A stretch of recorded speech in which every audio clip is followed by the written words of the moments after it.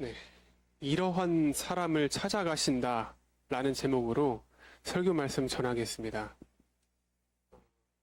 사람의 본 모습, 요즘 말로 하면 찐 모습이라고 하죠. 그 찐 모습을 보려면 어떤 면을 봐야 될까요? 어려운 상황 가운데. 맞아요. 그것도 맞아요. 또 다른 거 없나요? 근데 제가 말씀드리고 싶은 거는 그 사람의 가정을 들여다 봐야 된다고 생각합니다. 가정. 사실 교회 안에서의 그 겉모습으로 판단하기가 옳지는 않다고 생각하거든요. 그 모습이 다가 아니에요. 이제 제가 저희 엄마, 저희 김희숙 집사님하고 같이 한 집에서 산 지가 이제 27년째입니다. 27년째예요. 그런데도 저는 그 엄마에 대해서 아직까지 잘 모르겠더라고요. 언제 한번 제가 엄마랑 둘이서 데이트를 한 적이 있어요. 약속을 한번 잡았습니다. 그래서 시간이 됐어요. 그래서 옷을 그냥 깔끔하게 딱 이제 입고 신발 신으러 신발장 가면서 엄마 이제 가자. 약속 시간 다 됐다. 이제 나가자 했는데 갑자기 엄마가 언제 그러는 거예요. 아, 귀찮아. 안 갈래. 그냥 다음에 가자. 안 가는 걸로. 그래서 전 이렇게 말해요. 또 시작이네. 이랬다, 저랬다. 또 시작됐구만. 이럽니다. 그리고 또 언제는 이런 적이 있었어요. 이건 좀 자주 있는 일인데, 밥을 먹다가, 저는 이제 밥 먹으면은, 요즘에 이제 반찬 투성을 안 해요. 이제 한 두세 가지 반찬만 있어도 잘 먹습니다. 근데 이제 엄마는 반찬이 적으니까 더 주고 싶은 마음에, 야, 이거 좀 부족해 보이는데, 좀 더 갖다 줄까? 그러면은, 저는, 아예, 이 정도면 충분해. 그냥 이걸로만 먹겠다고 했는데, 어느 순간 갑자기 반찬이 내려놔져 있는 거예요. 반찬이 추가가 되어 있는 것입니다. 전 아니야, 됐어. 라고 말했는데도 불구하고요. 아니, 이럴 거면은, 왜 물어보는 거야, 나한테. 그냥 갖다 주지. 물론 아들을 생각하는 어머니의 마음, 그건 충분히 알죠. 그런데도, 이제 그런 엄마의 모습을 볼 때, 어쩔 때는 알다가도 모르겠어요. 네. 이렇게 한 사람에 대해서 그 사람에 대한 그 찐 모습을 안다는 것은 정말 쉽지는 않은 것 같아요. 심지어 가장 가까운 가족인데도 불구하고요. 그리고 또 한 가지, 남들이 하려고 하지 않는 일, 꺼려 하는 일을 어떻게 대하는지 보면 되는 것 같아요, 저는. 사람들은 율법에 젖어 있기 마련입니다. 이미 마음에 정한 틀을 옳다고 벗어나면 틀렸다고 생각을 해요. 그래서 자신이 생각하는 것과 다른 것에 대해서는 틀렸다고 생각하고 상정하려 하지 않습니다. 그러나 사람들이 정해놓은 틀이 반드시 옳은 것이 아닐 수가 있겠죠. 특별히 하나님 안에서의 그런 사람의 경계, 구분은 있을 수가 없습니다. 하나님 안에서는요. 유대인이나 헬라인, 여자나 남자, 주인이나 종이나 다 하나 같은 그런 존재일 뿐입니다. 법보다 생명이 소중하죠. 그런데 법이라는 일상의 틀을 더 소중히 여기는 사람들은 율법주의자이기 쉽죠. 그러나 틀보다는 생명을 더 소중히 여기고 영혼을 더 사랑하면은 그게 바로 찐 크리스천 모습이 아닐까 생각을 하게 됩니다. 우리는 예수님을 통해서 배워요. 예수님은 사람을 구분하지 않으십니다. 예수님의 별명이 뭐죠? 세리와 죄인들의 친구입니다. 세인과 죄인들의 친구. 예수님은 가난한 자들과 병든 자들, 세리와 죄인들, 이러한 사람들을 찾아가셨습니다. 그리고 이러한 사람들을 만나셨으며 그들과 함께 하셨어요. 함께 하셨습니다. 무엇을 의미하는 걸까요? 주님께서는 사람을 차별하지 않으신다는 것이에요. 차별하지 않으세요, 주님은. 오늘 본문에서는 또 다른 모습으로 우리에게 그것을 보여주십니다. 그 내용을 한번 본문을 통해서 세 가지로 한번 알아보고자 합니다. 첫 번째로 우리에게 무엇을 보여주실까요? 주님께서는 사마리아 땅을 밟으셨음을 우리에게 보여주십니다. 사마리아 땅을 밟으셨어요.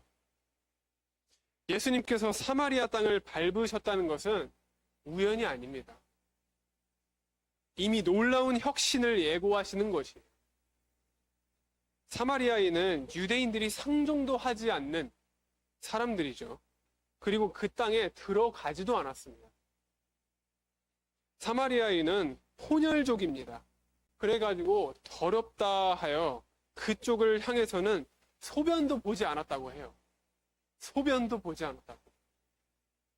정확히 말하면 사마리아는 북이스라엘의 수도입니다. 북이스라엘의 수도. 솔로몬이 죽고 그 아들 르호보암이 왕이 되었을 때 백성들이 르호보암에게 당신 아버지의 정책이 너무 강경해가지고 우리가 세금을 내기에 너무 힘이 드니까 그 세금을 좀 감면해달라 라고 요청을 합니다. 그때 르호보암이 그 말을 듣고 원로들에게 자문을 구해요. 원로들이 백성의 말을 들어주면은 어진 왕이 되어서 백성들의 칭송을 받고 백성들이 잘 따를 것이다 라고 이제 그렇게 말을 해줍니다. 그러나 반대로 젊은 사람들에게 자문을 구합니다. 근데 젊은 사람들은 왕권을 위하여 아버지 솔로몬보다 더 강경해야 된다고 권면을 해요. 르호보암은 젊은이들의 조언을 받아들입니다. 그리고 오히려 백성들을 더 압제하기 시작하게 돼요. 이에 반발하여 여로보암을 중심으로 나라가 둘로 나뉩니다. 우리가 너무 잘 알듯이 그것이 바로 르호보암의 남유다와 여로보암의 북이스라엘이에요. 이 북이스라엘의 수도가 사마리아입니다. 사마리아. 이 두 나라는 한 형제이면서 서로 대립하고 싸워요. 그런 사이입니다. 마치 지금의 대한민국과 북한, 그 나라가 대치해 있는 것과 비슷한 거라고 생각하시면 될 것 같아요. 그런데 문제는 북이스라엘이 아시리아에게 망했을 때 아시리아가 북이스라엘 자체의 존립을 없애기 위해서 자폰 정책을 쓰므로 혈통의 순수성을 잃었다는 데 있었습니다. 혈통의 순수성을 없애는 데 있었어요. 그러니까 아시리아는 이스라엘을 완전히 무너뜨리기 위해서 이방인들과 결혼하게 함으로 순수 이스라엘을 그 혈통을 없애버리고자 한 것이에요. 그 결과 정말 북이스라엘은 순수 이스라엘들이 인들이 남지 않게 됩니다. 이방인들과 결혼하여 혼혈아가 된 것이에요. 혼혈아. 그러나 남유다는 비록 바벨론에게 망했지만은 혈통의 순수성을 지켜냈어요. 후에 유다의 사람들이 포로에서 돌아왔을 때 자신들은 순수 혈통을 지켰는데 사마리아 사람들은 그 혈통을 지키지 못하고 혼혈족이 되어 있자 저들을 배척하기 시작합니다. 유다인들은 사마리아인들을 개 같은 존재, 즉 더럽다고 여겼어요. 이에 사마리아인들과 유대인들 사이에 반목과 갈등이 일어나기 시작합니다. 그리고 예수님 때까지 그게 계속 이어져 온 것이에요. 그러한 분위기가. 그 반목과 갈등은 서로 상종하지도 않았어요. 유다인들은 사마리아 땅에 들어가지 않고 사마리아인들도 유다 땅에 들어가지 않았습니다. 예수님께서 사마리아 우물가에서 여인에게 물을 조금 달라고 하죠. 그때 그 여인이 유대인이 왜 사마리아 여인에게 물을 달라고 하느냐 물어봅니다. 반문을 해요. 그 이유가 있었습니다. 따라서 예루살렘에서 갈릴리로 가기 위해서는 사마리아 땅을 통과해서 가야 하는 상황인데 서로 배척하는 사이이기 때문에 유대인들은 멀어도 돌아서 가야 합니다. 바로 이러한 곳에서 예수님이 들어가셨어요. 그 땅에. 예수님께서는 지금 차별하지 않으시는 것입니다. 유다인이든 사마리아인이든 다 하나님의 백성이에요. 구원받아야 할 사람들입니다. 하나님의 나라에 유업을 이어가야 할 사람들이에요.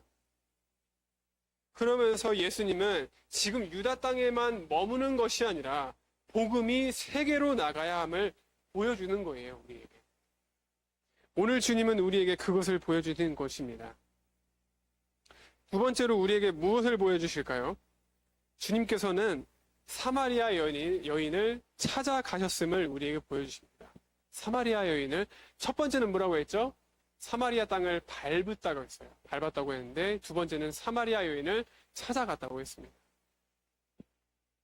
예수님께서는 사마리아 여인을 찾아가심으로 차별을 두지 않으심을 우리는 볼 수 있어요. 당시 여인들은 신분이 낮아서 인구 조사를 해도 숫자에 들어가지도 않았습니다. 바리새인들이나 랍비들은 여자를 보지 않기 위해 일부러 피해 다녀서 그렇게 생활을 했다고 해요. 보지 않아야 죄를 짓지 않는다는 생각에서부터였다고 합니다. 이러한 시대에 예수님께서 사마리아 여인을 만났습니다. 만났고 계시고 이 여인과 대화한다는 것은 놀라운 사건이죠. 사마리아 여인은 부정하고 더러운 여인의 상징이라고 방금 말씀드렸습니다. 이 여인은 남편이 5이나 되는 그런 여인이에요. 현재 남편이 5이 된다는 게 아니라 여러 남자들을 거쳐온 여인. 지금의 남편도 사실 남편과 같지 않는 관계로 살아가고 있는 그러한 여인입니다. 이 정도면 산전수전 다 겪은 여인이겠죠. 사람들에게 멸시받고 조롱받을 수 있는 여인이겠죠. 그래서 이 여인은 정오에 물을 길러 우물가로 나온 것이에요. 이것은 사람들과 상종할 수 없는 여인이요 하기도 싫다는 의미입니다. 바로 이 여인을 주님께서는 만나 주십니다. 그리고 그 여인에게 물을 청하세요. 바리새인들은 상종도 하지 않는 사람들과 함께 하셨습니다. 주님께서요. 그리고 그들에게 복음을 전하시고 그들을 먹이셨습니다. 하나님 앞에서 차별이 있을 수가 없겠죠. 가지지 못한 것이 죄가 되는 것이 아니에요. 병이 든다고 그게 과연 죄일까요? 아닙니다. 그런데 우리는 이런 저러한 이유로 그 사람들을 정죄하고 판단하려고 해요. 그리고 나와 함께 할 수 있는 사람인가 아닌가를 분별합니다. 다 하나님의 형상을 가진 사람들이에요. 구원받아야 할 사람들이요. 하나님의 은혜를 받고 누려야 할 사람들입니다. 모두가요. 이들을 위해서 우리가 무엇을 해야 될까요? 어떠한 노력을 해야 될까요? 우리가 도와줄 수 있는 것은 그리 많지는 않아요. 하지만 할 수 있는 것이 있습니다. 그것은 바로 저들을 동일하게 하는 것입니다. 동일하게 대하는 것이에요. 더 나아가서 내 주변 가족, 친한 친구, 교회 안에서의 공동체, 그 믿음의 공동체를 소중히 생각하고 대하는 것처럼 저들을 동일하게 대하고 다가가는 것입니다. 다시 한번 말씀드릴게요. 더 나아가서 내 주변에 있는 가족, 가장 친한 친구, 우리 교회 안에 있는 믿음의 공동체를 소중히 대하는 것처럼 그들도 동일하게 대하여야 한다는 것입니다. 우리가요. 우리의 역할이 그런 역할입니다. 하나님의 사랑으로 말이죠. 하나님의 사랑으로. 그때 우리는 참 그리스도인이 될 수 있습니다. 예수님께서 그렇게 하셨기 때문이에요. 그렇게 하셨기 때문에. 제가 최근에 유튜브 이제 알고리즘을 타가지고 또 한 영상을 봤는데, 이런 영상이었습니다. 이제 의정부죠, 여기도. 이제 의정부에서 폐지를 줍는 어르신들에게 따뜻한 나눔을 실천하는 청년의 이야기를 담은 다큐멘터리 영상이었어요. 네. 그는 우연히 길에서 폐지를 줍는 어르신들이 쓰레기 봉투 속에서 캔을 꺼내는 모습을 보고 마음이 너무 아파서 도움을 주기 시작했다고 합니다. 그는 어르신들에게 야광 조끼, 장갑, 음료수, 쌀, 그런 등의 그런 나누어 드리고 함께 식사하며 친구처럼 지내게 됩니다. 단순히 물건을 전달하는 것에 그치지 않고 어르신들의 말벗이 되어 드리고 고민을 들어주시고 그들을 위해 기도해 주는 모습 등 정서적인 교류, 그거를 중요하게 생각한다고 해요. 그리고 그렇게 직접 실천하기도 하고요. 아르바이트로 버는 돈, 그 돈 대부분을 그 어르신들을 위해서 쓴다고 합니다. 물품 구매, 그리고 교재 비용, 그런 것들을 사용하면서 이 과정에서 본인 또한 행복감을 느낀다고 해요. 보람을 느낀다고 합니다. 그는 어르신들의 마음이 조금씩 열리는 틈을 통해서 복음과 사랑이 전해진다고 믿으며 어르신들이 힘든 일이 있을 때 언제든 찾아와서 말할 수 있는 든든한 이웃이 되어주고 있습니다. 지금도 그렇게 하고 있을 것이에요. 영상을 보면서 어르신들을 대하는 그의 진심 어린 태도와 어르신들이 그를 반갑게 맞이하는 모습에서 딱 이 생각이 들더라고요. 아, 이게 주님이 우리에게 말씀하시는 복음이구나. 주님이 우리에게 원하시는 모습이구나. 아, 나도 이제 실천을 해봐야겠다. 그 생각이 좀 들더라고요. 예수님은 부정한 사람, 정결한 사람의 구분을 두지 않으셨어요. 복음이 필요한 사람에게 그 장소로 직접 가시는 주님이십니다. 오직 그 생명이 소중하기 때문이에요. 생명이 소중하기 때문에. 마지막으로 세 번째로는요, 우리에게 무엇을 보여주실까요? 주님께서는 소통할 수 없는 사람을 찾아가셨음을 보여주십니다. 소통할 수 없는 사람, 그러한 사람들을 주님께서는 찾아가 주세요. 그리고 생수를 주십니다. 가장 답답한 것은 소통할 수 없는 것이죠. 서로 관심사가 다르고 배경이 다르고 수준이 다르면 소통이 어렵습니다. 다 달라요. 최근에 이제 저희 교회 이제 청년부가 이제 있죠. 더 가까워지고 좀 친해지고 싶어가지고 이제 예배를 끝나면 다 같이 모여가지고 카페에 가서 이제 얘기도 좀 나누고, 근데 무엇보다 게임을 합니다. 게임. 그 중에서도 이제 축구 게임을 해요. 피파 온라인이라고 축구 게임을 합니다. 4명이서 다 같이. 놀랍게도 그 4명이 다 그 같은 게임을 좋아하더라고요. 그래서 서로 관심사가 같으니까 더 이야기할 거리도 많아지고 그 이야기를 통해서 많이 웃고 더 분위기가 유해지는 그러한 느낌을 받아요. 소통이 되니까 피하질 않습니다. 오히려 다가와 주더라고요, 저한테. 근데 영적으로도 마찬가지라고 생각을 합니다. 영적인 차원이 다른 사람과의 소통은 참으로 어렵죠. 믿음의 세계를 모르는 사람에게 영적인 세계를 설명한다는 것이 얼마나 어려운 일일까요? 우리 앞에 계신 성도님들도, 예배자분들도 이 내용을 너무 공감하실 것입니다. 예수님이 여인에게 영원한 생수에 대해서 말씀하세요. 영원한 생수에 대해서. 그러나 이 여인은 그 말씀의 의미를 알아듣지 못합니다. 그럼에도 주님은 피하거나 무시하지 않으세요. 끝까지 질문하시고 대답해 주시고 이 여인이 깨달을 때까지 함께 하십니다. 너무나 중요한 내용인 것 같아요. 말씀을 마무리하도록 하겠습니다. 사랑하는 예배자 여러분, 이것이 주님의 사랑이라고 저는 생각을 해요. 주님의 사랑. 함께 상종할 수 없는 존재임에도 불구하고, 사랑받을 수 없는 존재임에도 불구하고, 소통이 잘 이루어지지 않는 대상임에도 불구하고, 그럼에도 불구하고 어떻게 하신다고요? 찾아가신다고요. 주님은 그러한 사람, 그러한 우리를 향해 주님은 끊임없이 우리를 찾아가신다고요. 그게 주님이 우리에게 다가가는 모습입니다. 그리고 생명을 주시고자 하십니다. 그래서 그분을 한 단어로 표현한다면 사랑이에요. 사랑. 우리가 주님의 사랑을 알고 그분을 사랑한다면 우리 또한 차별해서는 안 되겠죠. 차별해서는 안 돼요.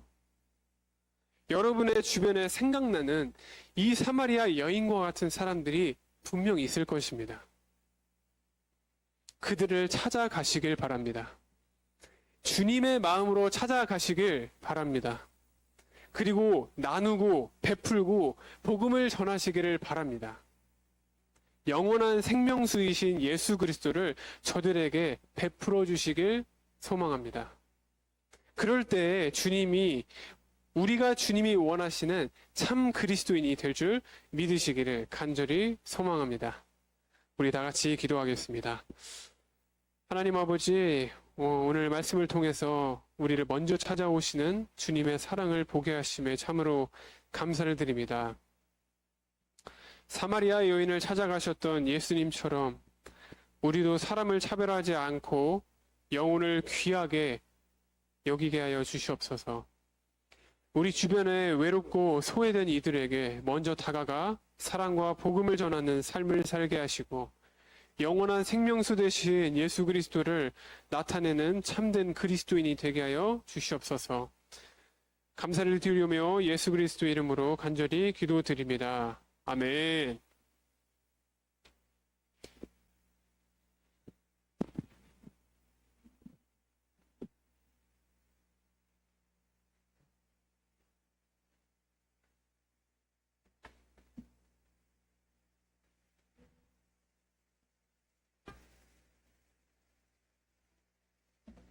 우리 한번 다 같이 처음에 하셨던 그 찬양 다시 한번 고백하며 나아가며 예배드리겠습니다.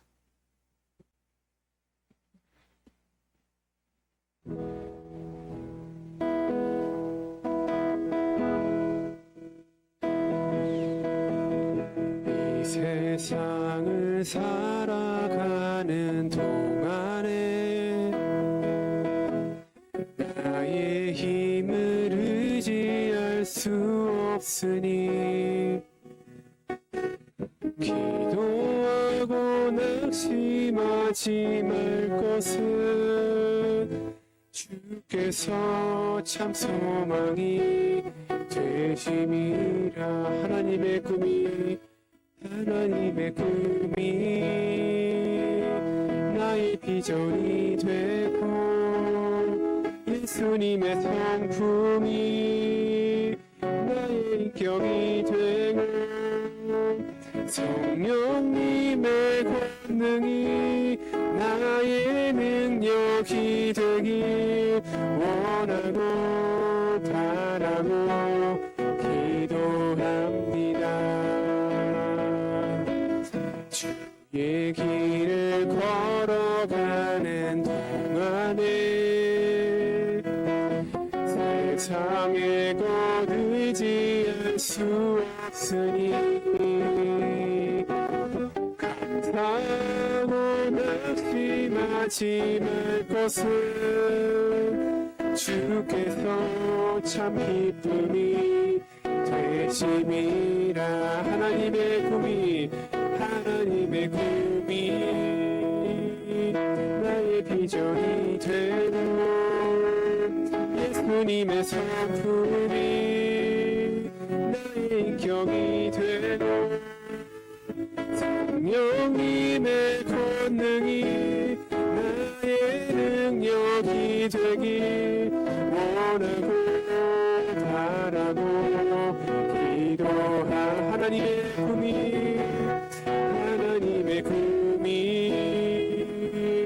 나의 비전이 되고 예수님의 성품이 나의 인격이 되고 성령님의 권능이 나의 능력이 되길 원하고 바라고 기도. 우리 마지막으로 하나님의 꿈이 나의 비전이 되고 예수님의 성품이 나의 인격이 되고 성령님의 권능이 되길 원하고 바라고 기도합니다. 아멘.